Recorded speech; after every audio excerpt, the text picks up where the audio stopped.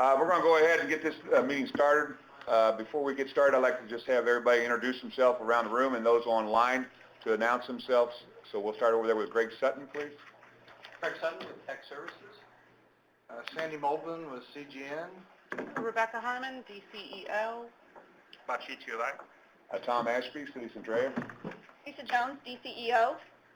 Martin Burgess, DCEO. And Gideon is also here, but he stepped out of the room from IWIB. And who do we have online? Steve Stewart with Excel Foundry. Good morning, Steve. Good morning. Okay, I think we're going to go get started. I apologize for the lateness, but it's a beautiful facility that we're at, and I want to thank the host here to have this because we have a beautiful room to go, and if we keep our mind on business, it'll be a miracle today. Such a beautiful setting, it really is, and we want to make sure we pass on the appreciation to the hosting of this event here. Before we get started too well, I just want to welcome everybody to the task force meeting. We're glad to have everyone in the trying to advance this mission of the task force. During the past couple months, we've been going on, especially about with congressional meetings, on the importance of the WIA authorization and the role of public-private partnerships in Illinois.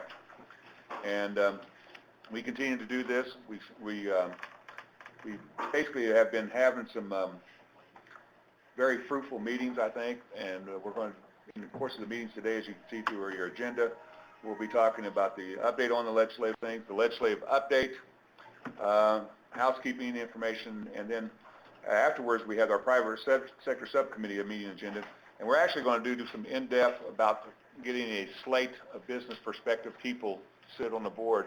And Bob, we're going to probably tack your mind in a little bit because one of the areas that we have concern about is the reappointments on the Workforce Investment Board itself, and we want to make sure that we get a slate of individuals to be able to submit to them, and that way we can basically kind of have a priority list of 10 to 15 people, and those that can't serve, you know, we can kind of cross them off, but we can keep them on there in the process. That's the one place we're lacking. And the thing is as we all, I think, we pretty well have agreed that this has to be employer generated, so the importance of us taking the time and the effort to select the right members to serve on this committee in the business sector. And then I feel if we can get them on a legislative thing, if they can't serve on the Workforce Investment Board, at least we can get them on this business sector committee, train them, sort of the training model for them, and kind of upgrade them up into the Workforce Investment Board itself. That's my general plan, what we'd like to do. But I think we've lost some very good members with John Culleton. He's left. Matter of fact, he's taken an assignment in Northern California. Don, our other chair, he's actually going to be gainfully retired in Texas, and so. Sandy naturally is going to stay on at the legislative. I've asked him to stay on at the legislative task force and help us with the business sector committee, and I think that's an important asset for us as well. So I just want to kind of stress to you, we're going to have to make sure that we get the component of the employer-driven. We're going to have members at the table, and that's going to be the biggest component we have. So I'll probably be doing a short presentation today at the Workforce Investment Board meeting to portray this ideal, and we'll probably be looking at ideals. I've talked to Greg, maybe Sandy, Bob, maybe just kind of getting different sectors of the business community out there. I don't know if we go to the American Manufacturers Association, you know, that type of, you know, what kind of people we want, but we want people they're going to be able to generate. And actually, as Greg said, we have some that can be there maybe only once a year, and then you have some businesses that will be there every meeting and actually be working. But that one person that comes once a year is going to be able to generate the influx of his name, money, or whatever else to make it work. So it's kind of a combination effort, which we're trying to get this thing driven to. So I think that's one of the things we're going to try to look at today. So it's something that we want to think about, but I just want to kind of throw it out to the board. But I'm very, very, very, I know that they say they've done slates of names before, but I think that's the only way we're going to be able to get an agenda through the governor's office to get those appointments made, is have a slate, not one or two, basically get you a slate of them, and then have the mission and the idea behind it. And that's going to be the only way I think that we're going to be able to be successful and get these things off the ground. And first of all, and more importantly, get the support of the state on that from the very beginning. And that's what we got to have. Yep. I mean, we got to have the governor say, the governor would like you to sit on this board, the governor would like you to be involved in this process, and that's what we got to do. If you're going to have retainment of jobs in Illinois, this has to be part of the process. And so it's actually getting into a bigger picture than what we're just talking about right here. So I think that's one of the things we do. So, Tom, can I ask you, are there people in limbo right now that have been nominated that have not been appointed? Yeah. How many? I'm not sure. I don't know, but Kathy's going to give us a report on that today and everything else and stuff. I was hoping she'd be at the meeting today. You know what we ought to do, Tom, also, is look at, we've got some great employers on the reconstituted healthcare task force now, Right. that Francisco will be reporting on today, that Yeah. people are heavily involved with the healthcare reform implementation. And so there's a bunch of them. There's also now, we're going to have the WIP grants out there. We're going to have a lot of manufacturers engaged in the WIP grants. That's what I'm saying. I'm thinking that may be a good thing to look through leadership in each of those regions. Well, we get into all the skills we're talking about. Transportation, we want UPS back to the table. I mean, definitely. We want Deere, Caterpillar involved naturally as well, too. You know, the well-knowns, and then we also need the small business generator, too, because that's the model you really want, too, as well. That's where you can kind of boilerplate. But I think Mike Baker would have the list of those, the WIP employers. Okay. But I think, you know, if we're going to have a task when talking about the private sector committee, we're going to try to come up with the concept of getting that slate of names together. I think if we ask people, you know, if we ask John, for instance, to get somebody, give us an idea, somebody from UPS, if he talks to them and he talks to their upper management, Absolutely. it'll mean a lot more than if we go to him from the outside, because he can tell them it's important, he can tell them what good we've done, and I think that'll be a lot more impactful, because John was a really good member. I mean, Very Yeah. good member. Well, I do know that he was going to recommend somebody from UPS and get the name to Kathy. And I think when we do that, Tom, I think we ought to talk about the level of person, because if you get too high in the organization, they're not going to come. I mean, that's just going to happen. You're not going to get a real high senior management person from Caterpillar to come to meetings. They're just not going to do it. But you can get somebody who is Human upper resources. management who will come Right. to meetings and can bring the company to bear, and is in management in the company, and they will listen to them. And I think that's as important as doing it, because, you know, when we used to ask people from Caterpillar to join organizations in Peoria, I can remember one guy saying, well, we don't want a vice president, we want a president of one of the group. One of the group presidents, the guy said, our vice presidents run companies that are $4 billion. Yeah. You know, and so, you know, these are people that are They're in depth. So if you got a vice president, they would come to the meetings, and they have a lot of influence. And that's what we got to do, is people will become engaged and will understand what we do. Right. Problem with coming to one meeting is you don't understand. Our terminology is difficult. It takes a while to figure out what we do for around this table. And what I was also hoping to find people that are also involved in other things related, so they can connect the dots. Absolutely. And like, for example, we have our learning exchanges, which have some lead employers in all of our key sectors. We ought to maybe find one, or I know people get overloaded, but I always felt it helpful, I don't know if you guys do, where they're involved in one other thing that we're trying to coordinate. Right. Yes, I They agree. can help us put the pieces together versus, Up you know what I mean? So it's, if you Right. think, so the learning exchanges, people are mostly P20 education, Right, I agree, totally agree but with that would be good, and maybe we should ask Jason to reach out to the learning exchange leads, to identify the most active players that may have an Good idea. interest in the workforce. I agree. Because you have all the sectors, you got TDL, you got everything. Well, I don't want to occupy a lot of time. We'll talk a little bit more about this in the private sector thing, but last note about it, I think the importance of this is we also have to have like a mission and like a little paper, a little booklet. If we do ask somebody to come on, because so often somebody nominates somebody, they're not even aware what they're getting into. So we can kind of give them a little plan, what our mission statement is and that type of thing, where they can be part of the process from the very beginning. You know, so often you get on board and it's just like an honorary sitting at the board, nothing like that. But we want to have active participants and kind of tell them what we're trying to make this thing employer-driven and an active participant type thing, you know, for that type of situation. So I apologize for going on about that, but it's an integral part to this legislative task force, as we all know that it's employer-driven, and when we're just making sure that we do our due diligence to make sure we get those people to the table itself. You all have a copy of the approval for minutes from last March 14, 2013. Any questions, changes, or anything else? Hearing none, I'll just go ahead and move for approval of those. Someone? Move. Second? All those in favor say aye. Aye. Aye. Okay, next we have meetings we've had with the congressional members, actually mainly the freshman representatives. We have Bustos, Schneider, Foster, and Duckworth. And we've had a phone call with Congressman Davis in York. We've had some conversation. And Lipinski, I'm sure, is going to be meeting with the next couple of months, I think, IDS is Yeah, setting up Elizabeth working on Lipinski? I don't know that he's been on our target list, but Okay. I'm sure we can dial on a phone call. Okay. Do you know where she is, like on Enyart? Because I know that one's hard to get scheduled because we want to do that actually on site on Run Lake. So, Yeah. And I haven't, My understanding from her is that they want to do the meeting, it's a matter of scheduling. yeah. Well, maybe, That's what I figured. let's just, if you don't mind, maybe we'll just get Bryn Lake involved with them and kind of work with Enyart's office and then kind of make it happen from there. Yeah. Because what they want to do is just basically kind of have a mini workshop there at the same time, have Enyart come in, then they'll have Continental Tire and a couple other businesses they're doing, and show the models that they're presently doing, so he can have a first-hand look exactly what they're doing. And that way you'll have the business people there and everyone else and stuff. So it gives an opportunity for the college to showcase what they're doing already, and plus also for the businesses to be there. So if we don't mind, if, you know, maybe if we could have Bryn Lake work with, what's your name?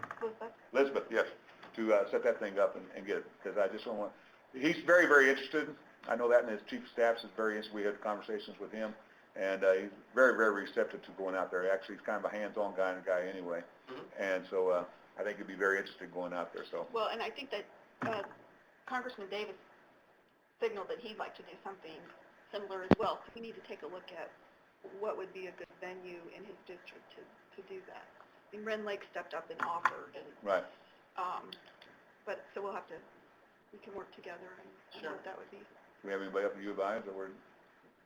Well, I mean, that district is kind of funny. Well, I know it's real funny. It's with Champagne all over, don't it? Well, yeah, it kind of goes I'm sorry? like, She's having trouble with audio, so she's just going to type in. Okay. She's indicated within here to work on that even better and related. We have program successes, given his background. Oh, right. Okay. Absolutely. Great idea. Yeah. So you know, the 13th district used to be up here, north, in Chicago area, and now it goes like from like Madison, somewhere around in Springfield, there, right and back to Springfield, and it kind of goes up like this. It's a weird configuration now. So, because when we were, Take in pretty much all of Champaign. I think so. So I believe University that's of Illinois would be a natural. Yeah. That's what I was thinking. Do we have anybody at the University of Illinois? Well, not that, I don't think that we work with directly. What are you thinking, Mr. Sheets? Yeah, this I is can see your legal alma mater. superintendent. I mean, I'm in the Naperville. I'm on the campus alumni advisory board. It'd just be a matter of picking. There's so Okay. many opportunities. Yeah. Okay. You've got Senator Frericks, right there, who's plugged in, blanking on her first name, but his wife runs the technology park south of campus. I mean, there's unlimited opportunity. Yeah. And the tech center's a really nice place to meet anyway. That'd be good. They really host a lot of meetings there, and I think that should be really open to them. Well, he offered, Congressman Davis really wanted to get that happen, so, and actually he's a very progressive and he's pretty sharp and astute what's going on with the issues. So, I mean, we had a very good conversation with him, and he's anxious to sit down with us. I mean, he actually introduced some language, and he basically said he would work with Shimkus's office and everyone else and stuff. So the Illinois delegation seems to be dialed in. But that's an easy place to get to, easy park. That'd be good. I'd come up for that, as long as you took me to lunch. You're on. You're on. I owe you and, No, I don't know if this is the right time, but I wanted to float an idea out there, and it's just an idea. I want to float it out there, thinking a little bit longer term. Over the past year, I've been at IDES, and I've been involved with the legislative task force. I've seen a lot of effort go into the meetings. I think we've had a lot of good success with the meetings, I think particularly around sequestration. I think some of the follow-up or follow-on work that's happening in the district maybe doesn't really envelop itself into the legislative task force. So I think what I'm thinking in terms of long-term, I just want to float it out there and see what the feedback is. Does it make sense once we've completed the in-district visits to maybe shift the focus from a legislative task force to what you're talking about, more of a board development or a membership development task force? You know, I mean, I think there's long-term relationship building that existed prior to the task force that I think has been strengthened by the task force, and I think will continue after the task force. Right. But I think, you know, once we sort of complete the list of all the Congress people, I think what I've been brainstorming and thinking about is, does it make sense to then kind of downscale the efforts of the task force and start to focus on those deliverables in district. You know, for each of these Congress people, we're doing job fairs, we're doing, you know, hiring events. We've set up pipelines so that they know when they go out and visit businesses that they can contact us if those businesses are having trouble hiring. So just kind of wanted to throw that Well, out. I think that's a good point when Bob and I have had the conversations and a few other ones, is the follow-up on that. And, you know, and where's it driven from? Is it driven from the local community college, the university? Is it driven from the local WIA board? Is it from the local IDS office or whoever has it? I think as I said, I think you get the employer there. WIA wants to be there if they're there. IDS wants to be there, the college wants to be there and everything else and stuff. So I don't know if it's an active role of the WIA board itself, because at one time when they used to have the makeup, it was employers that actually seeked out the jobs. Yeah, no, I think there's some good ideas, like. That's what I'm saying, yeah, at the same time. But I would just use the vehicle of the subcommittee, the private sector subcommittee, to basically get a bigger voice of the employer and build up case materials and stuff like that would have implications for any legislative changes. Right. But it becomes a bigger part of the legislative task force, so we could still keep the overarching whatever, keep track of things. But I think I'd build up the private sector subcommittee, almost like a caucus of the private sector of the IWIB, and basically build up more voice of businesses, examples. We communicate to our legislators about what we're doing with businesses. It seems like my thought is most of the time the legislators were wanting to listen to the businesses in there. Absolutely. And I think my fear is that doing the in-district visits is effective to an extent, but I think there's a disconnect between the in-district visit and what happens in the field. You know, when we're doing job fairs with Congressman Rostam, I don't think that there's a connection between that in-district visit and the job fairs that we're working intimately with his office on. So my thinking is, does it make more sense, rather than putting all the eggs in these in-district visits, maybe what we look at is more of a tracking. What's going on in that district? And when we make sure that there are things happening in the district, we have a one-pager that gets handed to the congressman. Well, and that kind of follows up with something that we haven't been able to get to in what John Colleton talked about when we were down at Red Lake last year is the follow-up. Because it's one thing to see them just one time, but you've got to keep that connection with them. And so maybe we could do and we really haven't circled back around either, but that would be a good way to circle. Yeah, I think doing another round of in-district visits, sitting in an office talking conceptually, maybe with the development of the private sector committee, what we do is look at, okay, well, who's utilizing the services? Let's make sure that when that congressman goes out and visits the facility, maybe there's not even a state employee there, but they hand something to the congressman and say, by the way, we've used these services and they've been fantastic. Just kind of thinking out loud. No, I agree. I think we're just trying to figure out what that follow-up is. And I'm saying if it's employer-driven, see, maybe I'm missing the point, and Bob and I have had this discussion before, with the old boards of the WIA boards and everything else and stuff, the major employers sat on that board, and they're the ones who generated the concepts and the needs and everything else and stuff. Yeah. And we've disconnected from that. Yeah, I think it's a good idea. I'd like to focus it, though, on value provided to the employers initially, because you can have a lot of messages, all the stuff you're helping. Right. But my worry is that if we get off message too much that says it's got to be an industry employer-driven thing, it also helps our systems figure out where we're missing. Right. By having that constant focus, like we're constantly asking that question, how much value are you adding to the employer? What are we doing? What do we need to do differently? What are the barriers that we're facing legislatively or whatever? Or is it our own barriers? Is it self-inflicted wounds that we're doing? So if there's any way to maybe just broaden out. Well, I agree, but I think that at the same time is we can't do this by ourselves. And I'm telling you, as a committee to the board itself, we should send a message to our local WIA boards. We're in this effort to help you. Now it's your responsibility to be part of this process from there on. And, this is the message we see. And either they can concept on with it or not. It's employer-driven. These are the needs that they're wanting. But for us to do it as one committee, it's not going to work. We're going to have those 25 people out there, 20 different committees out there, spreading this message out. And I think that's the element we're missing now, that, and I don't know who the president of the local WEAs are now. Who is that now? Well, I just going to interrupt. Becky and I were at the Illinois Workforce Partnership meeting Okay. last week, and they asked for exactly what you're saying right now. They want to be part of it, and it's Kathy Lively, Okay. new president. She's great to work with. Well, that's what I'm trying to say. I want to go to the board and say, look, I want this as a directive action item, that we do a follow-up and get them involved. This is what we've done. Here's a Makes template sense to it. Also because, frankly, being honest, most of the Congress people know their local workforce.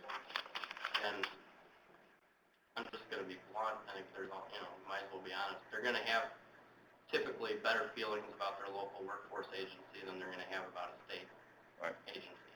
And it's just... Which, well, usually, most of them are the local county chairmen, from each county chairman board and stuff like that, so that's a political aspect there too as well, and everything. But the main thing is, they are going to know them. You're exactly correct. But I'm just saying is, we need an action plan of some type to take on to the full board, to send to them. Say, look, we're responding, we're finishing up our first round of legislative visits. We're continuing with this message. We want to be employer-driven. We need your help to follow up with this, and they can be part of the committee and have a representative, have her come to the meetings and kind of to be part of the process from then on, especially from the business sector, Bob, correct? Yeah, I don't, anyway, in your, going back to your point, Dave Stickland's on. could we stay with the focus on the business-driven, the business side of it? And my work, we lose that one single focus, Yeah. we will, that's the one thing we need to drive, and some of it's legislative, but some of it's just, we need to work better inside the existing. Right. I'm sorry, I don't mean to cut you off. I'm thinking from the perspective of all of the touch points that occur throughout the year in a congressional district with a congressperson, where we've laid the foundation by doing the in-district meeting, sitting in the office saying this is what, this is how the federal dollars are connected to the local. But then I think where we put the focus is on those local touch points in the district, so that it's reinforcing. And they see with their eyes, their hands, they hear with their ears, oh, this is how it manifests. Because, I have sensed in those meetings, the couple that I've been in, there's a bit of a disconnect between when we sit in the office, do the meeting, and then 2 weeks later, there's a job fair in the Congress. It's like, oh, well, this is not anything against Congress. They've got a lot of... And I'm totally agreeing. I'm just saying, as long as we have, here's how we're adding value to the business people in your community. Yeah. And so it's always that message. Here's how we're adding value. Here's how we're adding value. And I'll guarantee you, everything else that's going on in the community. a congressman will remember a tag. We put 300 people to work, and we were able to do this through the workforce efforts. They'll remember. They won't remember any of those other statistics or anything else and stuff. They're going to use that part of their tag. You know what I'm saying? And that's what we're talking about. You and I get back to the thing is, it has to be employer-driven, because that's going to be the recognition factor that you have. I Greg, want you have to, well, and sorry, Erica wants to say something too, but she can't talk. She had to type. She doesn't have voice for some reason. Here's what she said. Doug Whitley at the Illinois Chamber has voiced an interest in helping spread the word in the business community about how the public workforce system can work for them. I forwarded him a couple of this task force's success story documents. See if these would be good materials to help him do that. Could augment our ask of the local WIA boards to help us spread the message and be employer-driven. Good local touch points. It's great. Greg was on the board and then resigned, so. Doug, Doug, oh, was he? Yeah, he did. Greg, do you have some comments? Yeah, I think, to me anyway, these topics aren't new. I agree. As was mentioned, it's been discussed for a year or more. The issue I see is there's a line, it's kind of got to walk between what goes on locally and how you communicate that versus what we need them, how we need them to act, which is act statewide. I mean, they're voting on legislation that is have a statewide or national impact. And I think the local message gets very confused, and you've heard me say this at the last task force meeting, and I'll say it again at the one congressional visit that I took. The people around that table, for the most part, had no clue why they were even there. And that's not a good thing, because then it goes in any number of different directions. The organization of those meetings, who participates in those meetings, and how they're prepped, I think is very essential, whether you push it down to the locals to keep it going, or these statewide types of visits. Quite frankly, there was a product bag and business cards, and that was the primary focus of the congressional meeting. I was in, the message got drowned out. Timeliness of who was coming to lead that. I mean, the person that was supposed to lead it came at least 30 minutes late to that, and it's too late. The meeting was moving in a direction that I don't know if that's where we wanted to go. So I think really have to be well organized, and if you're going to invite business folks to the table, they need to be well prepped. We can't have them say again, which was said at the last meeting, I don't know why I'm here, but I'm willing to listen. I mean, that's what's said. And so, again, all of this, I have a great thought stuff. that I think connects what you're saying into what you were talking about earlier in terms of creating a slate. And I was thinking about saying this earlier, but I think this strikes on the point. With mixed success, what I've tried to do is recruit government relations professionals from the companies who've utilized our services. So, for example, if an Amy Brennan from Chase is there or sends somebody and does the work of prepping them. Now, it's not your local mom and pop shop by any means, Chase Bank, but when you have those government relations professionals, they are in with Congress people day in and day out. They understand the issue of here's the talking point, and this is what I'm going to talk about. So I think it might just make sense where this ties in. I have thought, the short time I've been involved with the workforce board and the legislative task force, we should try and bridge the gulf between HR and government relations and try to recruit government relations people from some of the companies. But how does that fit with our focus on small and medium? Well, that's the thing about it. And see, I'm not to oppose you. I think No, that, I mean, yeah, I know what Gideon's idea Yeah. and is that, once again, it's going back to the thing. If I had the government relations person, that's his title, versus the human resource individual, that congressman's going to listen to the human resource person because he's going to listen to it. This guy gets paid to schmooze. This guy's going to tell you what the absolute facts are. And that's why I really see now that how the people that we've had in the industries, because when we testified up in D.C., you remember that, they didn't care about that. They wanted to hear the actual personal story from the individuals that was involved with it. Yeah. They don't care. They had a president, the Secretary of Labor for this place, and this, that type of thing. There was no interest at all. Hey, I was thinking about that. Hey, Steve, are you still on? Steve Yeah, Stewart? I'm here, Bob. Hey, Steve, because you are in your role because we need to speak to the size of company that you represent, Mm-hmm. and I know your CEO is actively involved in these kind of communications. Who do you think, at companies your size, who is the right person in companies like yours to engage?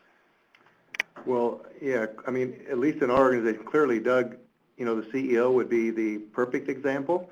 But I also think, Bob, you could reach down even further, and it could be, I guess it needs to be the people that are involved and have a passion to see these changes happen.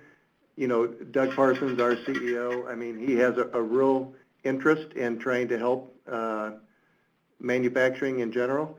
And the difficult part is, Bob, as you know, in our specialized manufacturing group here in Peoria, it's sometimes it's even hard to get manufacturers to the meeting because when everybody's busy, people just don't have the time to be able to go out and do it. But to answer your question, I think the CEOs of smaller companies would be the right people. In larger companies, I think you could drill down farther. Like I heard somebody mention that. Because like Steve, you are very active and deep understanding of operations of your company. Mm-hmm. Sometimes your HR people don't come out of operations, especially larger companies. Right. So I was trying to figure out what's the sweet, because there's something about people that, I remember our friend Mike Joel on logistics said, if you haven't felt the fire, which he means moving stuff, you can't speak with passion about the company and what you need. And so the question is, you need to find somebody who is at the center of what their company is and can speak with that passion. Yeah, And knows the value absolutely. of our funding. Yeah. And Bob, I think, you hit it there. It's getting the right people there. It's not necessarily what their title is. It's getting the right people that have that passion that are going to drive it and make things happen and can share those stories with conviction to the legislators. And so, yeah, even hearing the story about, the different groups being led and, they start late, clearly it's all about the leadership. I mean, you can have great meetings and it's all about the leadership and engaging people and making them have clarity about where we're going and what we're going to accomplish. You can always put meetings together, and that's where manufacturers disconnect, is when they go to meeting after meeting and they feel, or even the private sector, but you go to meeting to meeting, you don't feel like there's really any clarity, good direction, and things are not getting accomplished. And that's when they... In the mixture of the people that comes to all your meetings that I think are very passionate and very good, they talk well about, what's the mixture? It's like some of them are HR, some of them are, what's the mixture of the other roles? Yeah, well, the majority of them are HR. We have one CEO, one president. Most of them are HR. Some of them have to do with a little bit of training. But I would say, Bob, most of them are human resource managers. And, that's where the work, when you hit the workforce, putting people to work, that's typically where it's going to happen. And then the other mix of it, when you talk about the WIA, we have the WIA groups are there with us as well, which is really cool. We have Tazewell, Peoria County, and the EFEs from the schools are all three of them are there from our 3 counties. So there's a very broad mix of different people. But to answer your question, Bob, it is human resources is typically the top. And I would say that's probably where you're going to get the most action.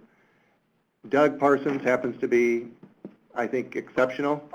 Well, I think we're off track here. I think we're 180 degrees off. First thing, the reality of visiting a congressperson is he is going to have, if he's in his district, he'll have 40 meetings that day. The person that comes in after us is going to come in wanting cancer funding because their child died from cancer. We can't compete, so passion isn't the issue. You can't compete. Everybody that sees a congressman comes in there wants something. They're not coming in there to say you're doing a great job, we love you, we want to give you some more money. They're coming there because they want something. The case that I was in, and the case that you were in, the person that has to be in those meetings, you have to have somebody knowledgeable. We had somebody knowledgeable. You have to have somebody who has a personal relationship with this person. It can be the janitor of the company. It doesn't matter what their title is, but they have to have some personal relationship with this person so that the person trusts them and will remember what they said. And can, to your point, bring it back home again the next time they see him at a fundraiser, the next time they see him at a cocktail party, the next time they see him at the Rotary Club, or whatever. That's what you got to have. We've got to reach out to people that have personal relationships with these. You have with many of your congresspeople. I have with some of ours. You do. That's the person that needs to be in there, and that's the person that needs to run the meeting, say, Aaron, thank you, in the case of Aaron Schock, thanks for seeing us, because when we left there were 20 people in the lobby waiting to see him again that had little children all dressed up. Seriously. And they were going to come in and talk to him about something really warm and fuzzy. So I think we got to have somebody that they trust and is knowledgeable. And somebody that's knowledgeable, and that's what we had. And in your case, the person who's going to leave the meeting comes in 20 minutes late, you might as well not be there. Right. And that's the point. Well, if you're there 20 minutes, you might as well leave anyway. And that's the Lost them already. because Too many. in our case, when we were talking to Aaron, he'd been up for, I think he'd had 2 hours sleep, the night before. He was just coming back. So the follow-up is so critical, but it's got to be the person or persons. Well, and I'm going to be real blunt again, and I apologize, but, we're taking, frankly, at IDS, we have had to lay people off. We've gone from a budget that was $270 million to $200 million operating budget. We're devoting resources that could be on the ground, creating success in the district and devoting them to scheduling congressional visits in a district office. And just to be blunt, I think we're ready to scale off of that. The person who should be scheduling those meetings is the person who's got the relationship. But anyway, I wanted to say with your input, I think you're exactly correct. If you get that human resource person that talks to the government relations guy, and then he brings up the point of getting return value, what kind of return investment am I getting, which is the buzzword every congressman and everyone else know, how much is I getting back next from a business perspective and from a congressional perspective, you have those points. So it is a school process, and I agree with you 110%. I'm just saying is, who the identifiable person is, we don't know. At times it's going to be different individuals and stuff. But the bottom line is, and I think we went over this last time, was you only got 15 minutes to make sure it's a short, canned, deliverable message done. And if it's the employer doing it, somebody starting the meeting, that employer or whoever that spokesperson is, this is what we've been able to do, have come from our company, and it's a follow-up doing the same way. If it's a packet of information and he hand delivers it, it still gets that message across. And you have it tangible, because the first thing you want to do, you know as well as I do, your staff person's the one you want to make sure you get a good relationship with, that you put that folder in her hand and say, I appreciate that, I've talked to the congressman about it, and do that way. That's how you develop relationships. You know that as well as I do. So what are we doing going forward? Going forward, what we're going to do is, first of all, we have to talk about the follow-up. I want to suggest to the committee today, at the board meeting today, that we do a follow-up and involve the partnership meeting, so you can talk about that. We'll get those individuals, and we're going to set up some type of program. And it's going to be driven from the business perspective subcommittee. Right, Bob? Yeah, because I was thinking about, from the legislative visits, just if we had to just complete the rounds, make sure we touched on, not redo them, but just complete. How many do we have left to go? Three. So maybe we just complete it, but then actually focus then about ongoing follow-up and communications around serving business themes, which we're constantly bringing up cases and communicating on an ongoing basis to not only legislators and their staff, but other stakeholders. It's fine. And so then we kind of complete the legislative thing, but now focus on the private sector subcommittee, organizing cases, materials, and examples, not just for future legislative changes, but for also helping us do our job better. And the bottom line is, we'll get the WIA boards involved, and then IDS, whenever limited area they want to go in, it's sort of part of the process too as well. But then at least we'll have that going on. But But Bob, the follow-up requires a lot of work. it does. So it does. The case I was making earlier was, a lot of this work's already happening in the district. I think that it is a matter of what we need to track as the performance measure or the output is, and I don't know who tracks this, but basically, okay, IDES is doing 6 job fairs a year in Congressional District 11. I don't know. Those should get recorded, and monitored in some way so that not only do we see this is the product delivered in the district, but then also we can get proactive and say when this is coming up, we need to make sure we get a bug in the air from the businesses at that job fair that, hey, Congressman, we couldn't have done this without the support of WIA and Wagner-Pfizer. Which is what we've been doing for several, also with the success stories WIA works, that's the follow-up we've been doing. The problem is now just continuing that in the follow-up from these meetings. We need to talk to the staffers. Basically what we do is, today I'll bring it up as part of the thing, is we'll move on to meet with Kathy and set this up and do the follow-up. Concentrate on those last 3 visits we got, get those completed and go from there, okay? We just need to decide what the follow-up information is. So from your side, from our side. That's what I'm saying. Right. It's a group, and we can do that. It's the Legislative Task Force Committee, okay? We have a meeting next month, July 25th, I think, something like that. Yep. Yeah, so we can actually keep us on track doing it that way, all right? And I'll ask if you could speak at the next IWP meeting. Absolutely, fine. Be good. Okay, let's move on. As you know, we got we talked earlier before you got here, Teresa, about the subcommittee on the public-private will follow the meeting, but basically that we're going to look at the getting the slate of individuals and who to serve, and we'll talk a little bit more about that as we go along. Focus Forward in Central Illinois, we talked a little bit about that already. Did you want to bring anything else up on that, Bob? Or No. Steve? Well, Steve has a PowerPoint he wants to quickly. Okay, let's do it. Steve? Yes. Oh, you want to go ahead and just do your report, sir? Yeah, I can, we can bounce through this very quickly. Just to give you an overview, Focus Forward CI really is just taking the Central Illinois, there's 5 different counties, Peoria, Tazewell, Woodford, Mason, Logan County, and it's really bringing all of the economic development councils, all the WIA boards, everybody together as one.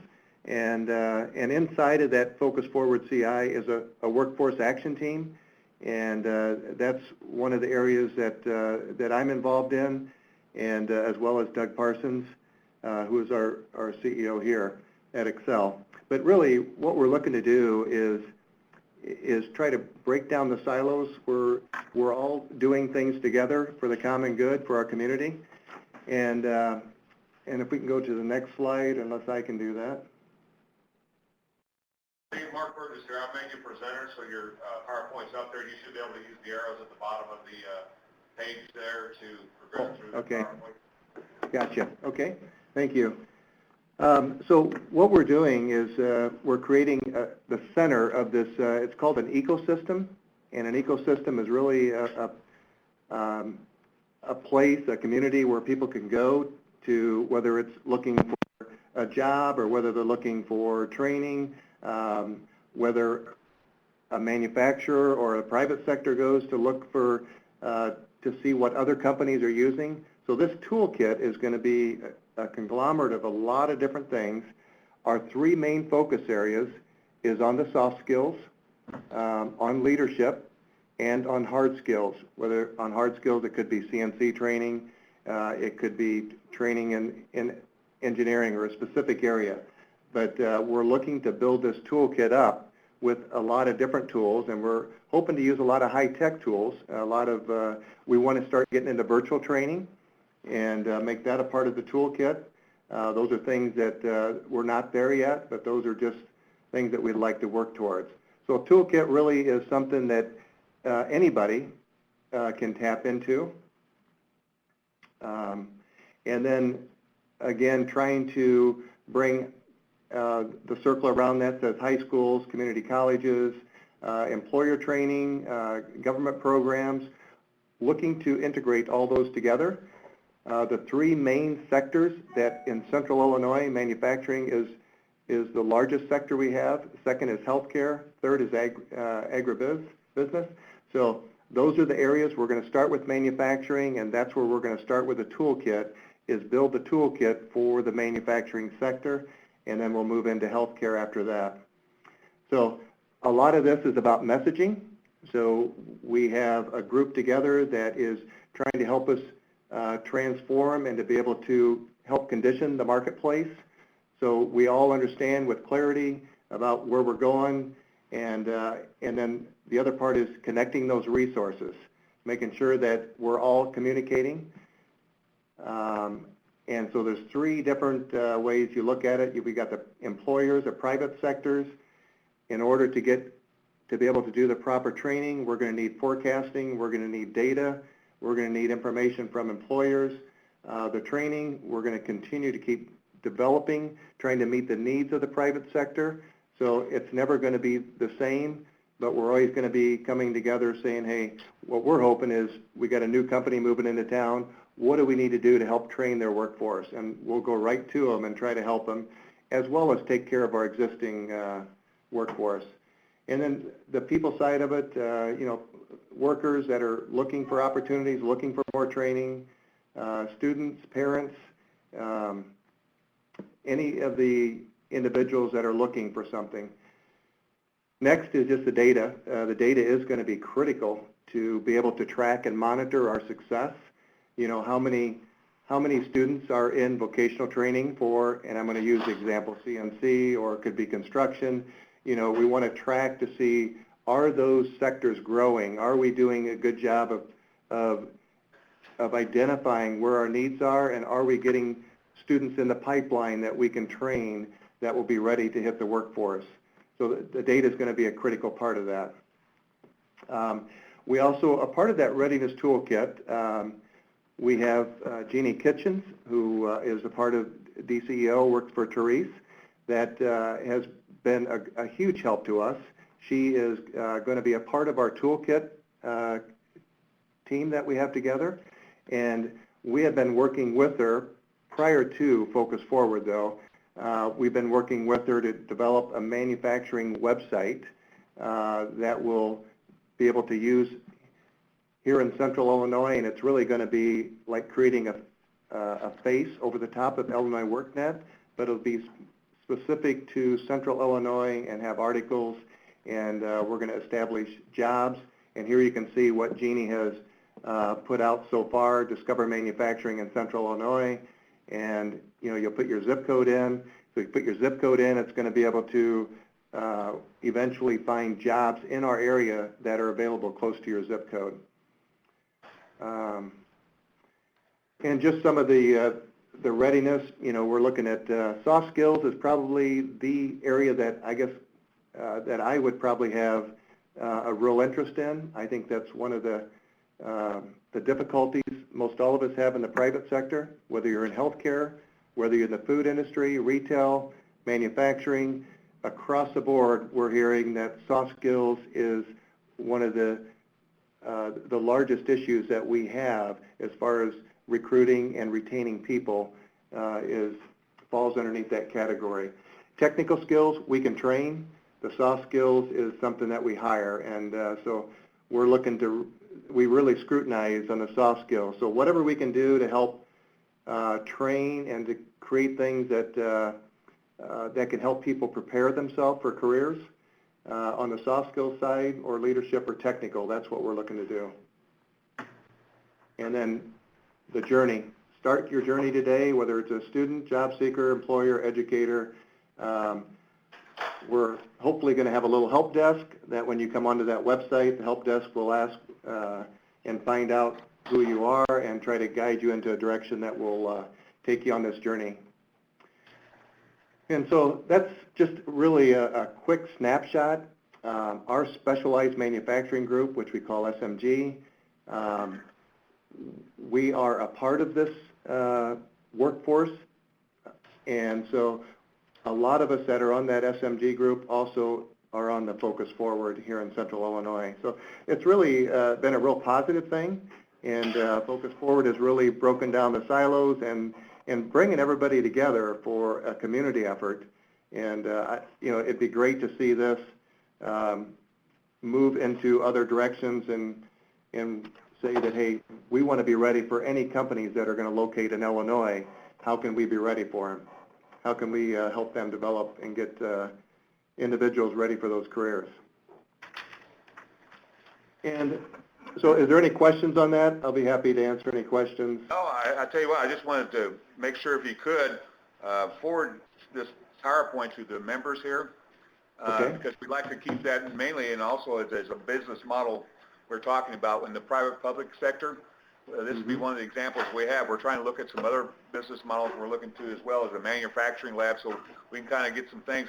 And what we're going to do with this, Steve, is kind of get some type of idea what we get, and hopefully we still want to approach Senator Durbin with some type of business model, and we can utilize this. So I think it's from your perspective of the size of your company and how you've done it in your locations, is a great fit to meet the other part of the congressional staffs, from the urban side down to the more semi-urban. Hey, Steve, can you also send information about, the manufacturing group you guys put together?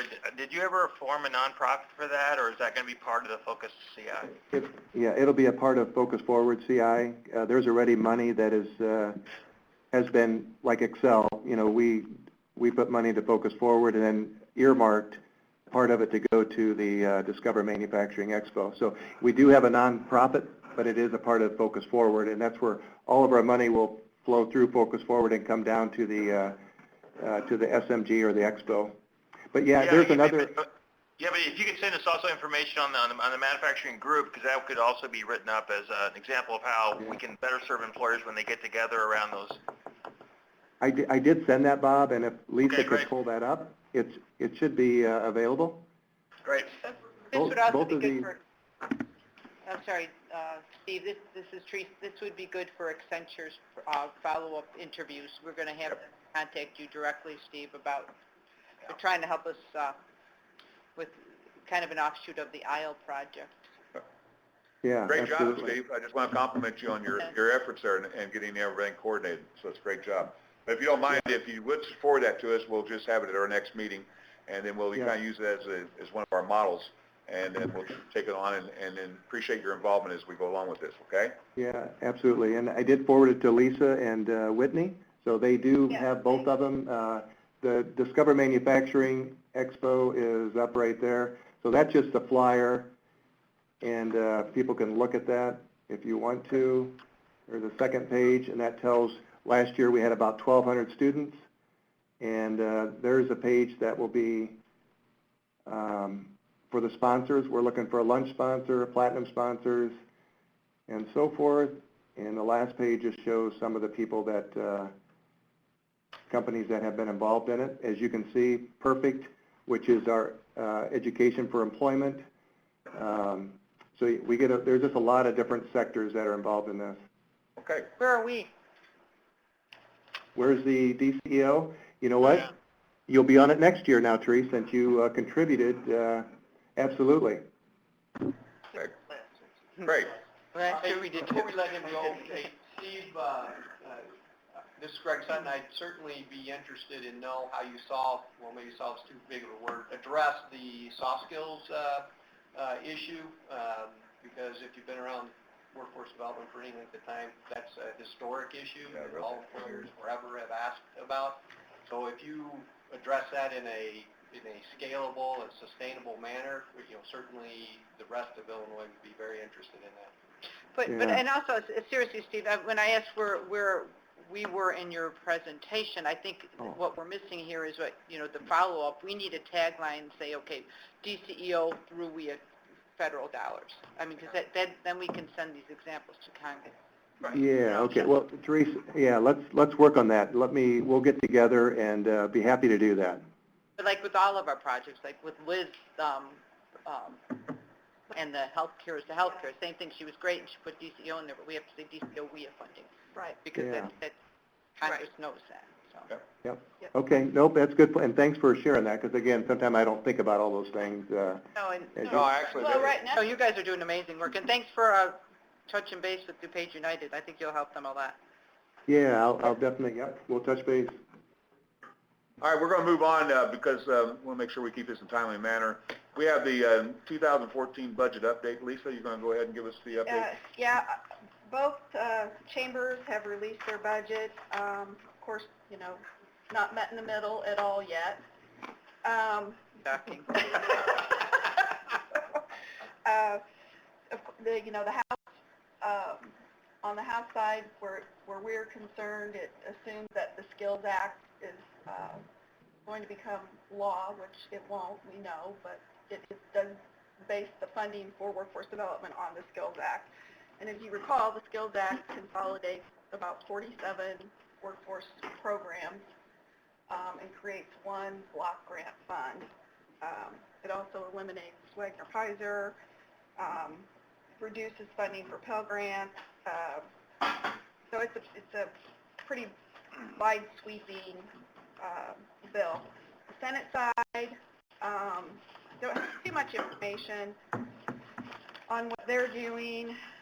They keeps us, I think, pretty much steady stream.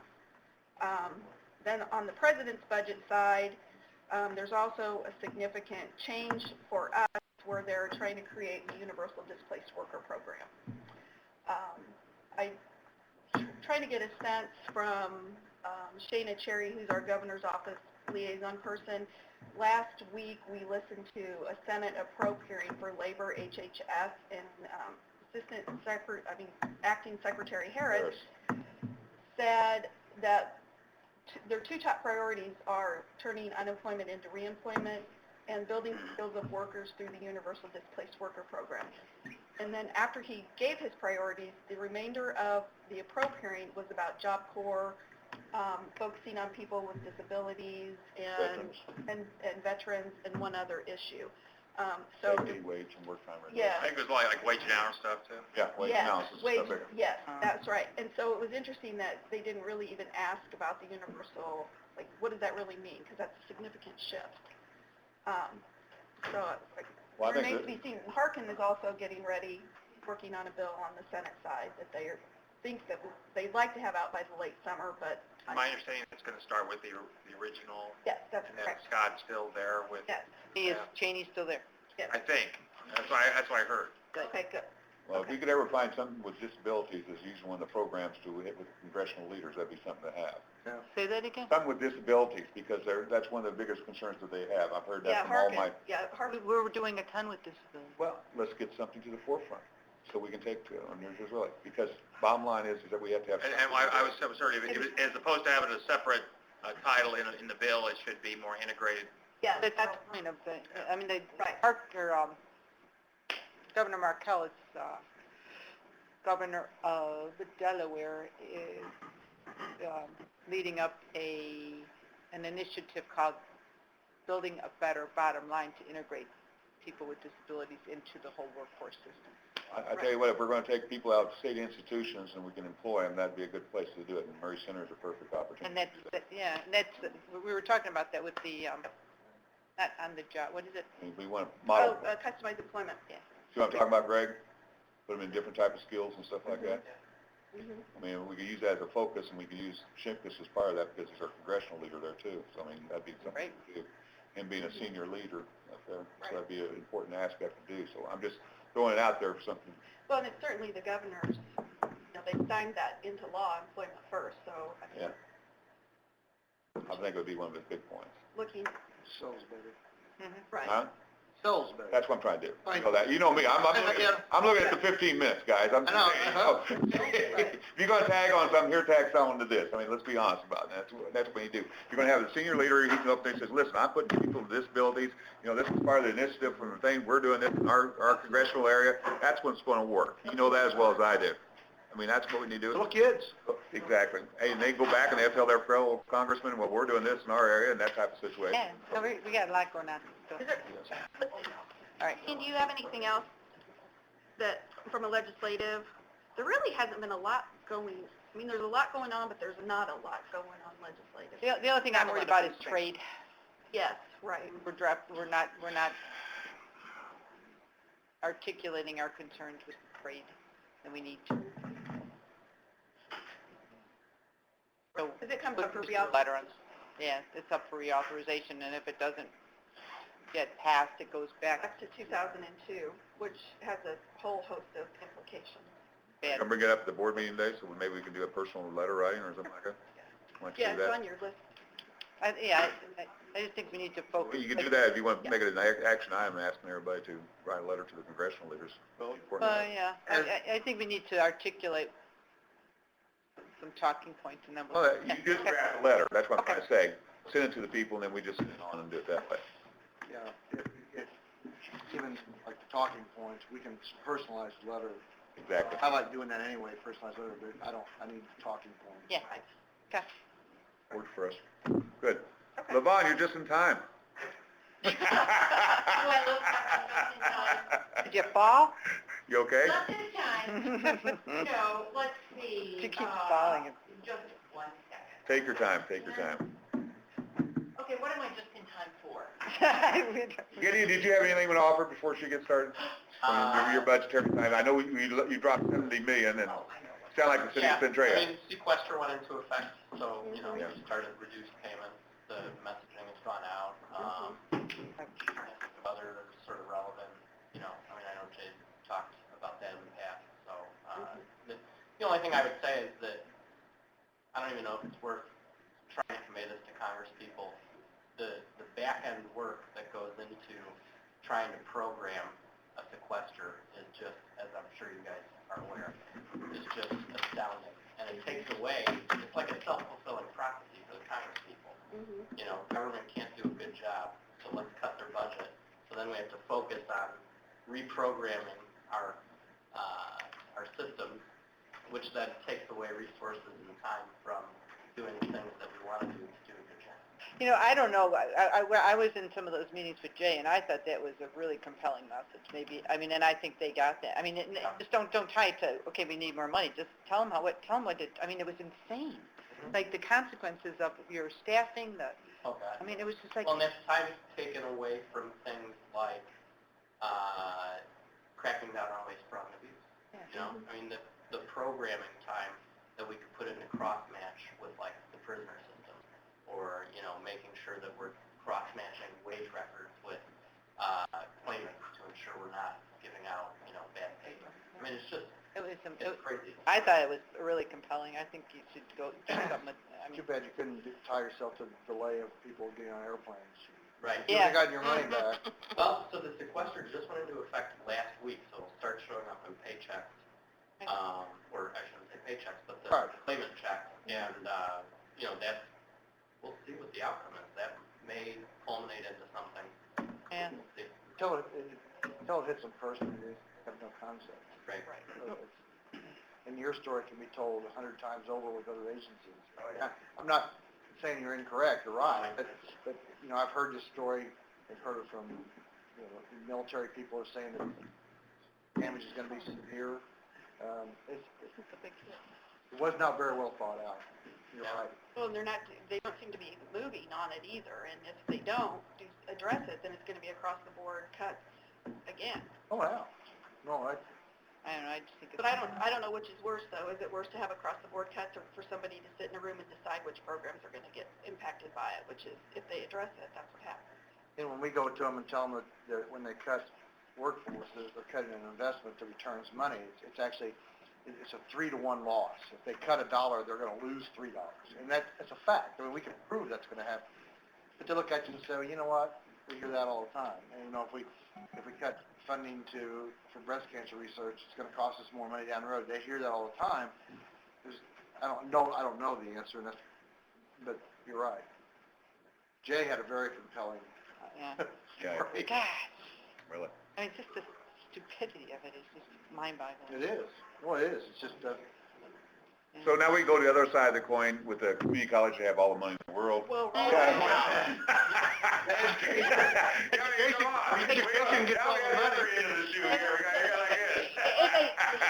All the building trades out there on their Trade campuses, grants. building Right. buildings. They're building buildings everywhere. I mean, my guys. What can I say? Economic It's development. waiting 15 years to get some capital money. I mean, God, you guys, dynasties built in Southern Illinois. I mean, the list of capital projects that have been waiting, and of course, Blah, blah, costs just go blah. up and up. Don't you want adequate training facilities for I'd all like of some these new carpeting in people the that need to Thompson go to Center work? personally. Oh, right.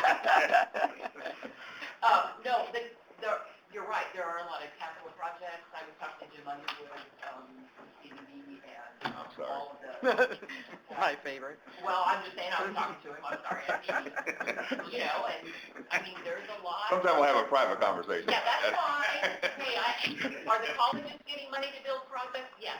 Well, yeah, he's actually bonded us out too. I mean, the whole idea about having a local college, and then I have a local college 5 miles away from my home, but if I want to take classes, now I have to drive 30 miles when it was locally at this college 5 miles away. So now I'm taking a requisite course, and I have to travel 30 miles one way or another way just so you can suffice those little community things they're putting out there, which makes no sense to me at all. Satellites. Yeah, Aren't he's you building sure? 6 of them. Wait a minute. I'm telling you, satellites, Salem, Trenton, Vandalia, Nashville. He's putting all these little legacy centers out there, spending millions of dollars on them.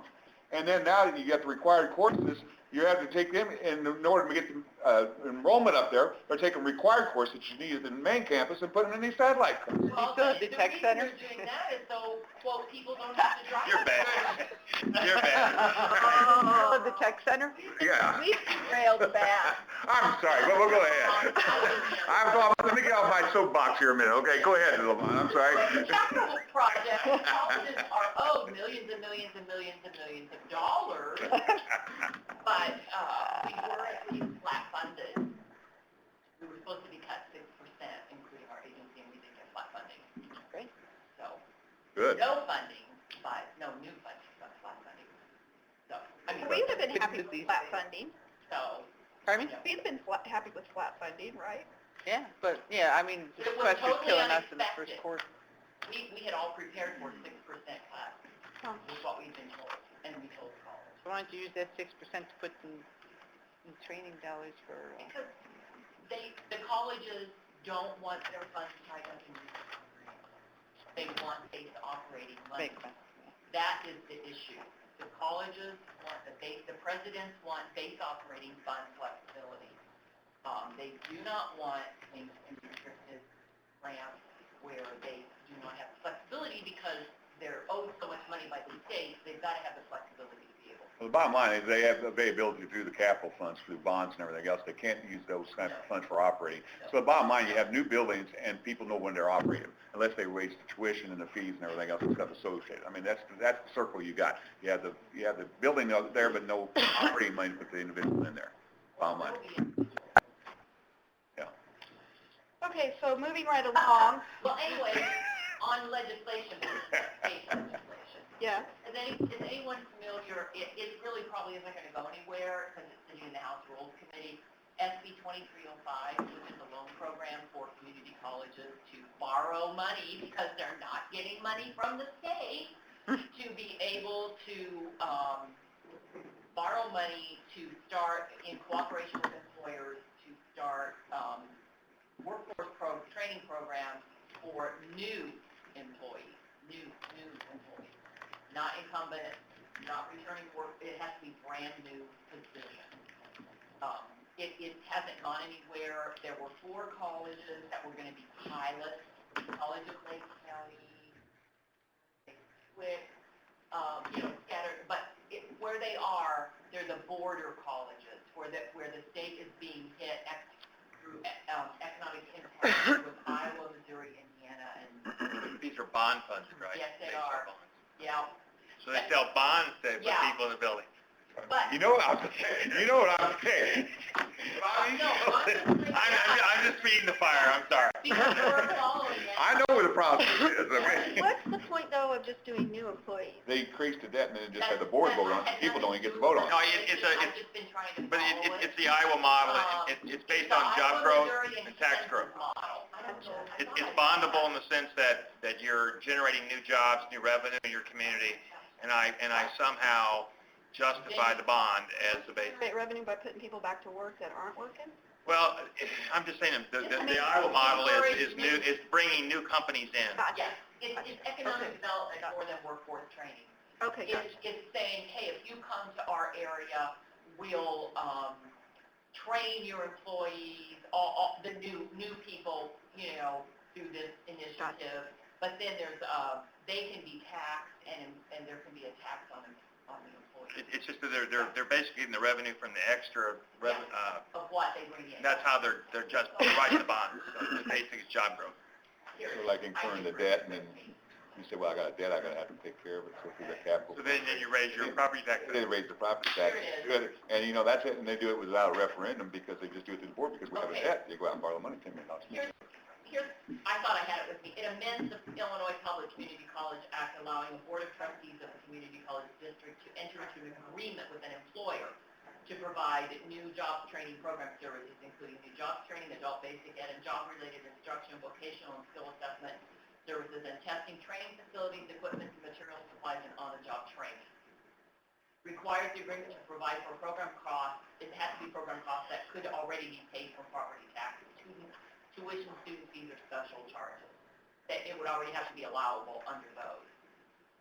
It allows the board to borrow money and issue and sell debt certificates or bonds payable from a sufficient portion of future receipts of payments authorized by the agreement. So, and the college, it was, let's see, I think it was College of Lake County, I want to say maybe Danville, and then down in southern Illinois, and then I think Wick, maybe Illinois. Yeah, I'm surprised that Blackhawk didn't do that. And Blackhawk. Okay. Blackhawk was one. But like I said, it passed through Senate, it went to the House, it's been referred to the Rules Committee, which is just, so we're looking at it. I've been doing some research, keeping tabs on it. We haven't really it doesn't affect us other than they have to let us know what they're doing. We'll keep an eye on it. And You think it's gonna come up in the veto session? You think at all? I don't have a sense for it. I got called in, I talked to College of Lake County. Is it still in committee, you say? It's in Rules Committee. Oh, yeah, well then, okay. Yeah, no, it's not. But anyway, the seed has been planted, so we'll watch it, see if anything happens. I think there are definitely pros and cons, but, I don't know, colleges, it's one thing to build a new building, but it's another thing to keep capacity going. And this is a way for colleges to do that without any new money, but they're borrowing, and then turning around and So, yeah. Good. So anyway, so that, it's not national legislation, but anyway. What about, trade? Are we moving anything forward with I our, can't hear you, Teresa. the trade grants? Have we gotten any Okay, progress on that? I hadn't gotten back to you, we have about 10 colleges, the areas they're entering into, are manufacturing, cyber security, logistics, and healthcare. But weren't we supposed to be coordinating with our WIA people so they could actually put people in training? Well, they haven't, you mean the ones that are just now writing? Yeah, that was the Should be whole a point. thing. Yeah, but, I'm following up with them, and I haven't gotten back from them where they are with that contact. Okay, because we need to move on that. Yeah, so, I mean, the consortia are due July 3rd, and then, of course, the single ones are due, next week. I know.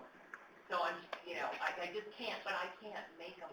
Well, just let us contact them directly then. I Well, mean, it's just, I thought can I send it to you guys? I'm not sure what Okay, you're referencing. the colleges, the contacts. The whole point, they're I doing don't another round of recall that trade one. grants Yeah, to it's the colleges third for round. I had curriculum. on my list, it's the third round of TAA, and we've got about 10 colleges. What I found out, though, Teresa, it's different this time. A lot of the colleges are members of multi-state consortium. There aren't as many Illinois leagues. They're going in as members. Right, but this came up, Levon, at the, We talked about it. but it also came up at the IWP meeting this week, or last Okay. week, with Byron Zeidema Yeah, I from can see that. COL. Yeah. Right, who was under the assumption that the LWIAs were a partner at the table and were having input into the design of those and how they were going to work within those grants. And I think that what we heard Okay. was, while some of the LWIAs may be sitting at the table while they're discussing how they're going to implement them, they're not party to the conversation about what role do they play Okay. in the grants that exist or All right. grants that they're trying to get. Okay, we need well, to then fix I can just, I'll send follow-up again, and, Why don't you just Well, send if Becky you the send names me of the the colleges? contacts, okay, I mean, if you want to follow up with them, great, but we'll reach Okay. out to them as well from All the right. WIA side. okay, I'll do that. All right. I could have already we talked and met, and. Yeah, I don't know what recall an happened. email from you, but Okay, I could have missed it in all our right. Yeah, email. it's important.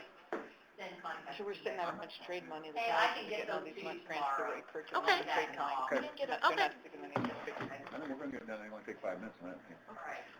All right, I think we pretty well got all the legislative update, we had reports from the different agencies. We have any questions? Zero people. None, we're going to be adjourning and going to the private sector subcommittee in just a minute.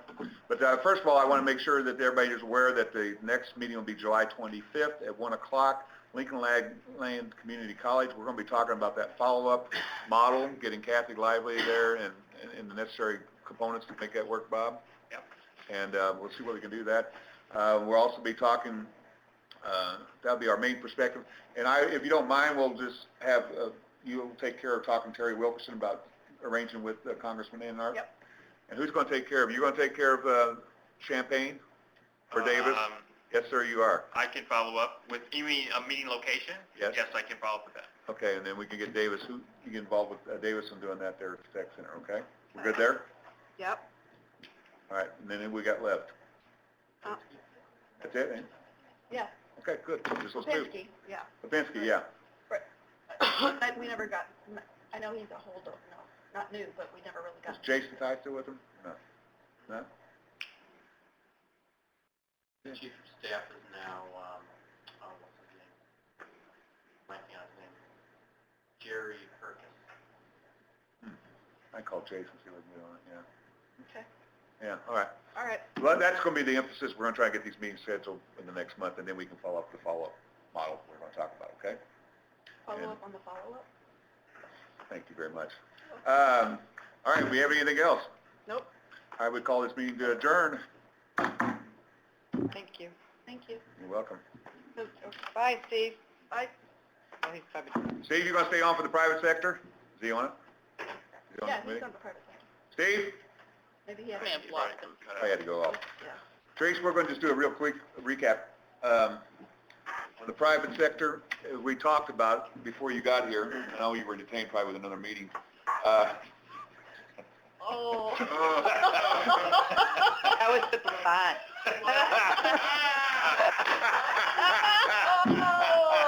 They're making fun of us. I just wondered what. I really do apologize. You got legit. She don't have no legit to it, all right? You gotta remember, she don't have no legit to it. I was just trying to help clear my pain. The one thing we do and we have concern about, and I want to talk with you while you're here and the other business sector models, is that we see a twofold problem we have. We need to get active participants because we've got to replace John, Sandy on the board, and also, who else we missing? Dawn.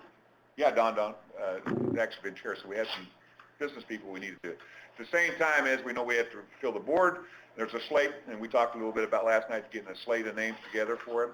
We also want to have a slate of individuals for this business sector community, because if we're going to be employer-driven with this follow-up meetings, that type of situation, is that we can use that as kind of a proving ground to upgrade them up to the board if replacements and stuff like that. So I know that we have a big problem with renewals and everything else and stuff, but we feel if we can get it to message to the governor's office, and Kathy has a good thing here, if we can say, these employers are willing to serve on this board for this mission, and the focus on doing that, I think it carries a bigger message, and we can probably get that through Jack and get the thing pushed through. I mean, that's what I'm just trying to look at. And the only way that's going to be successful is we do a big slate of them and get the people. Now that brings up the question, what type of individuals we want to do, and that's what the discussion we were having earlier was, is it the people from the American manufacturing, is it people who can connect the dots afterwards? Bob had some ideas on there. Yeah, I'd like the fun Sandy's thing, because Sandy was, I think you were addressing the legislative visits. Now, if we flip over, given your experience at the IWIB over the years, who's the right type of person from a company for the IWIB? I think, we talked about this a little bit last time, but I think it's important, Bob, that you find somebody at the level in the organization that makes sense. Somebody that has management, that is in the senior management roles, and they'll listen to them. Back to my Caterpillar example, a vice president is perfect, because that person has the ear of the group presidents and the CEO. He can get to them, and he can speak for the company and commit resources. And maybe that's the simplest thing, is whether you commit resources. At Excel, maybe it's somebody different. Maybe if it is the HR person, that's fine. In some companies, the HR person is not in the management role. Right. He or she cannot commit resources to the company. AECOM, an engineering company, 50,000 employees. The HR person is not part of the senior management team. They are a HR person. So I think it's different with the company, and it's got to be somebody that can, A, get the ear of and commit the resources, but C, also has the time to become involved. That it will vary from company to company. So I don't think there is and I don't agree with the fact that it's the HR person in every case. I just don't. My AECOM example, I think, is the best one. That person cannot speak for the company. And that person, Lana Anderson, who some of you may know, she was the HR for all of North America for the transportation group, a 50,000 person company, but she could not speak for the company. Right. So there's the difference. That's what you got to have. Yeah. John Colleton's perfect. I mean, because he can, Michael Joel was perfect, because they knew, like Michael was a driver. He knew that business from the ground up, but he could also speak for you. That's what Mike's saying, is it'd be nice to have somebody that understood operations enough to understand your company, and sometimes people get, I want to run something by you. We've historically not tried to double hit somebody, like you're sitting on a learning exchange, or you're sitting on this and bringing in IWIB stuff. But also, when we do that, we lose synergies. I agree with you. So one thing I was thinking about was, look at the people who are the most active in all the learning exchanges, who are involved in our WIP funds, the lead employers who are most active and most engaged in those things, and try to cherry pick those people. And I think the other thing is you got to remember that John and Michael and Don Dito, those people, they felt like what they were doing was part of their job. Mm-hmm. They didn't feel like it was a it's something they were doing outside the company. They felt like it was part of their job description. It's what they were supposed to be doing for their company. Is working in developing come up with a better workforce. And so that's the other thing you got to do. If somebody believes that they're doing this just on the side, that's a distraction from their organization. When I got involved in workforce, I did it because I couldn't find good workers. I did it for selfish reasons. 25 years ago, I could not find good technicians. So I think that's the other thing is they've got to feel like it's not just out helping raise money for the Boy Scouts. And I guess what I'm saying is some of these people have been assigned by their company to serve on certain these groups because they've been assigned because they need workers or something. And so I'd like to go around and find those people that are involved in all these different initiatives, cherry pick those off. For example, we have a healthcare task force now. A lot of new healthcare employers are on it. I agree. Yeah. And so my worry is just go around and find who are the most active in the healthcare thing. Who are the most active 5 or 6 WIP employers who seem to be the most engaged locally, and start pulling them from there. Right, and but also the Don DeDabaliers and Michael Joels and whatnot are the best people to recruit from their companies because they know. Sure, I mean, so absolutely. we It is should- more we should- strategic. I mean, it is maybe, and I don't know how we've done it in the past, aside from begging people to please serve, is to have a real conversation. Maybe you folks are the ones to go through a little bit of an interview process or something with, Right. to get a sense of what's the importance of training the workforce to them. How does it relate to them within their company? Because sometimes it is the HR person that sees the failures. Sometimes it's the vice president. Sometimes it's the person that's done the job and knows the operations. So it may be any one of those people, I think, Sandy, you had said earlier, that's passionate and knowledgeable, right? They got to be and I hope we really don't mean we beg somebody to come to us, and I know that has Well, happened. no, But but I you know know what I what you mean, mean you're by that. looking. Because Can I get? we've been in that role before, where we've Right. had people serve, and I can remember making phone calls to try to get people to come to the meetings. Because somebody asked me to call so-and-so because he hadn't been to the last 3 meetings. I think this is an honor to serve on these boards, and I think it's a responsibility that if you care about your organization, at whatever level you are, this organization, the IWIB and its components, it's an honor to be able to serve on that and have input. And I think we should treat it that way. Remember when we had lunch with Don DeDabalier in Chicago, and he said something, I can't remember the exact term, maybe you remember, Therese, but he said something like, he said, I wanted you to tell me what I'm supposed to do because I want to do a good job.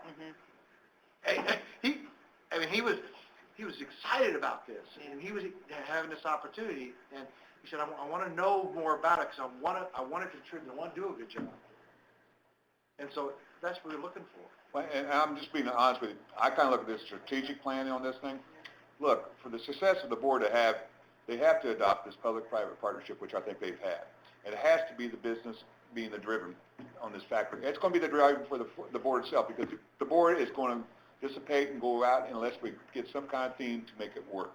From a legislative process, from the selling process to any individual. I mean, that's what I believe. It has to be from the business, so we have to be selective on who we have there, because they're going to be the ones steering how that board is going to operate. If you think it's going to be the legislative leaders and everything else running that board, it's not going to happen. It's going to be non-existent. Well, here's one thing I struggle with. No, I think that's a great idea, cherry picking, but I also think it's important, and I think that's why I worked with Don and a couple of other guys, is that you went out as the private sector board member and explained the Exactly. responsibility and, like you said, the honor of being a part of this. And that's what I'm trying to say. Got a sense of the- Now we have a mission, Right, and we actually have some game plan. Before, it was just kind of sitting there, what do you do? I remember asking that before, what do I do? And they said, well, you're just going to serve on the board, Never had exactly what the focus was, what the mission was, or anything else and stuff.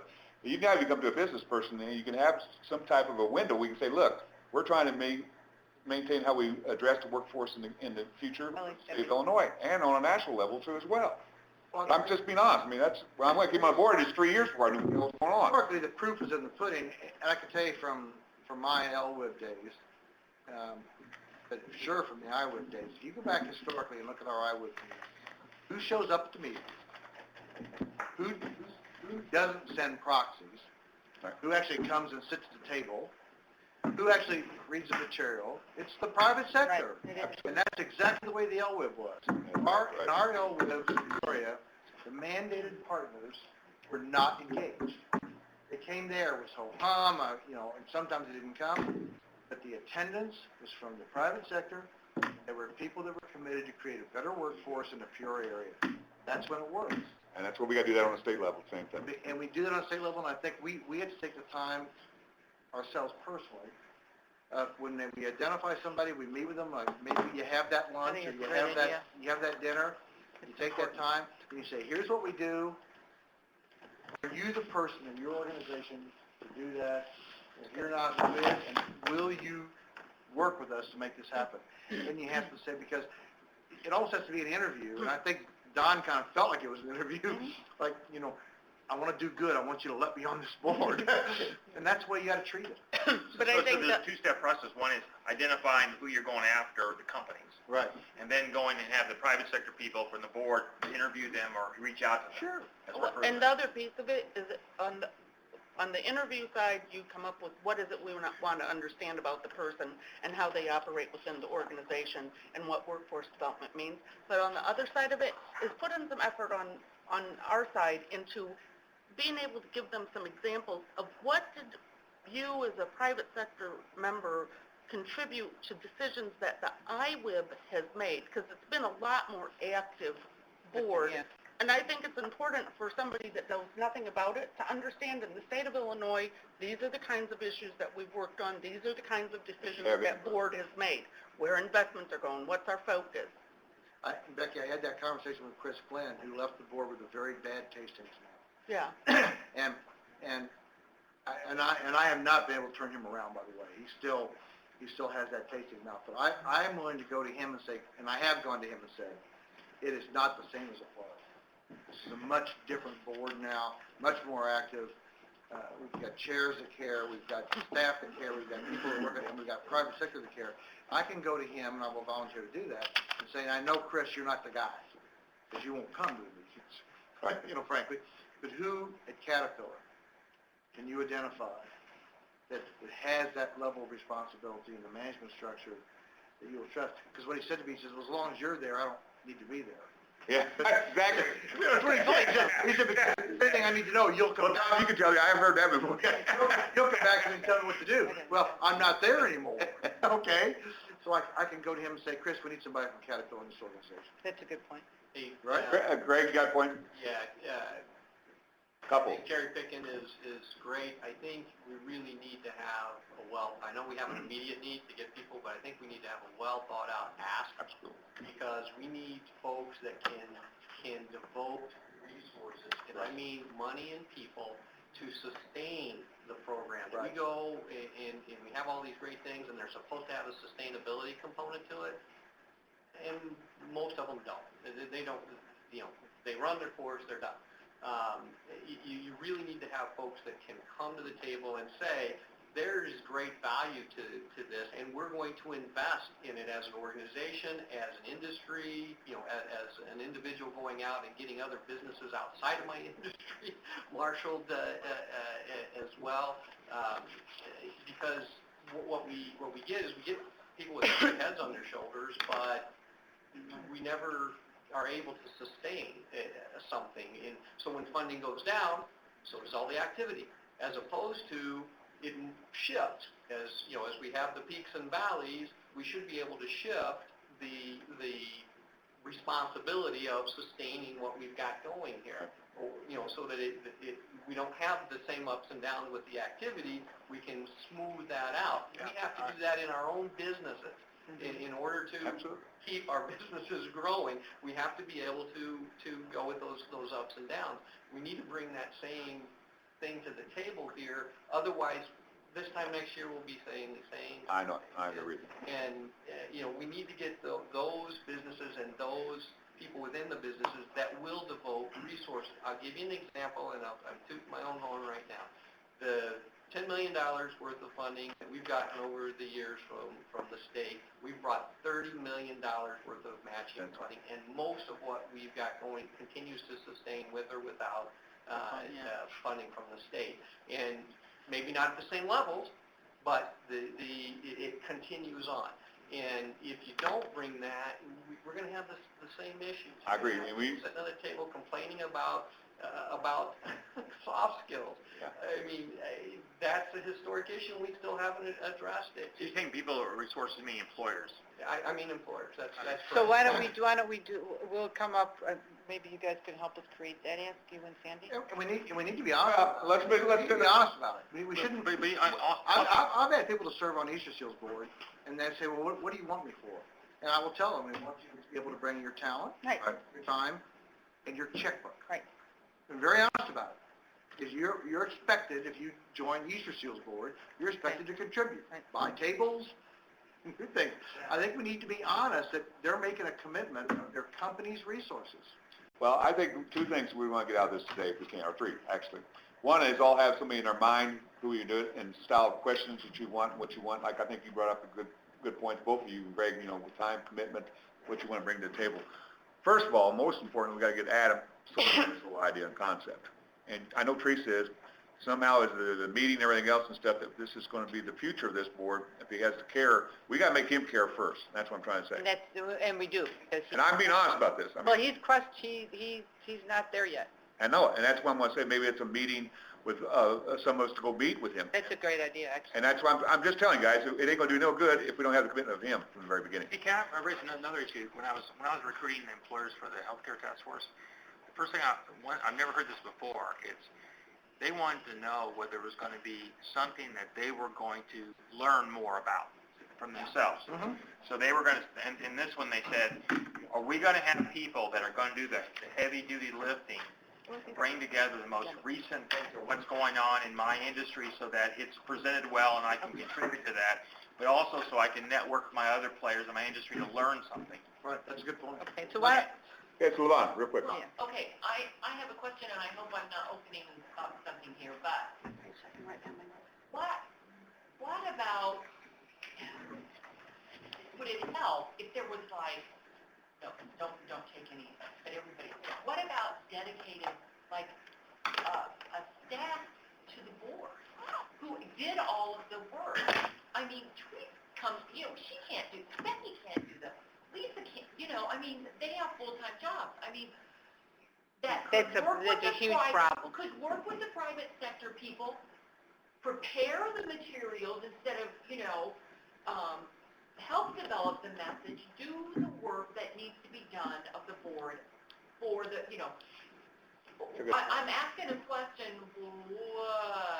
I think it's a great. I've asked that question for 5 Put years. those 2 points down is, the intermediary for They the can't do the agency, work. for the legislative follow-up, for the Yeah, data collection, all those things. You have There's 5 excess minutes a day to capacity. do that. You can get it. Right. My point is we get to Adam on board and say, listen, we need to have somebody dedicate the time, if you want the existence to But a continue. person that can work at that level. Facilitate, I mean, right. Not a secretary. I- I don't mean to be. I know what you're saying, but I brought that up if again it's yesterday. even a temporary type. But it's my staff to do what?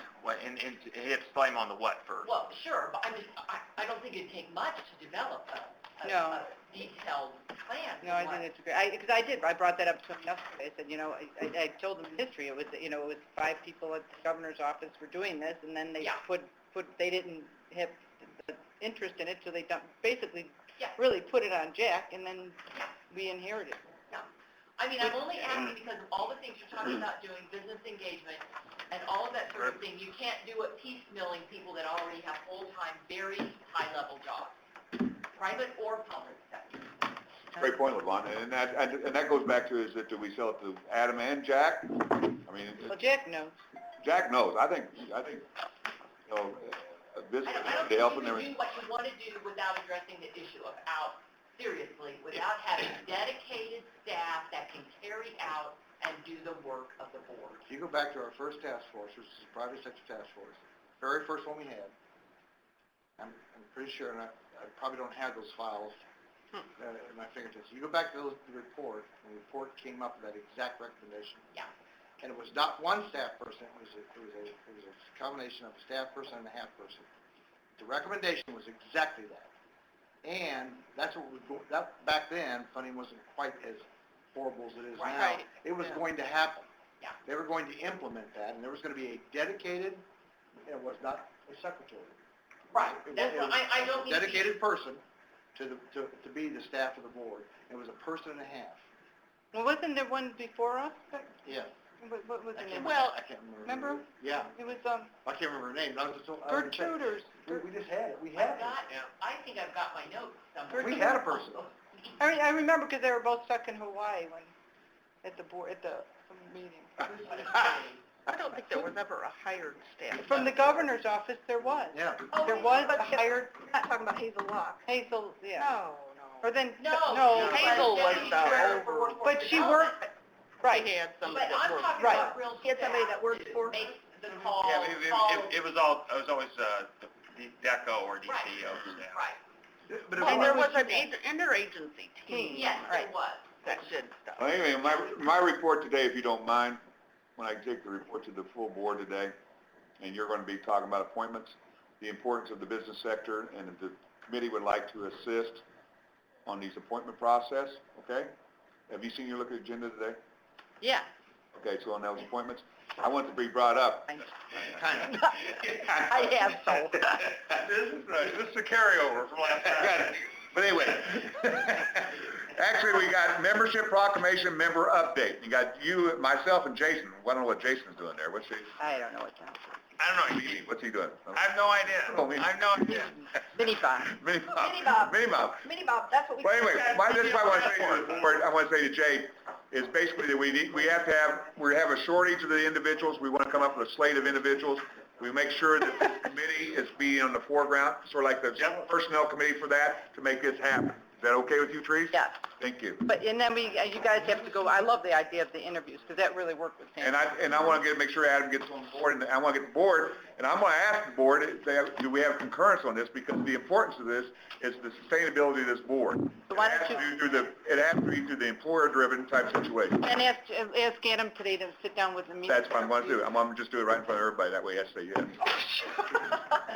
Oh. This ain't my first rodeo. I guess it's Leaning over that I barely got to. Yeah, no, you did a very good job, Ron, too, I might add. And you had a lot of assignments you didn't hear about before you You came. go back and tell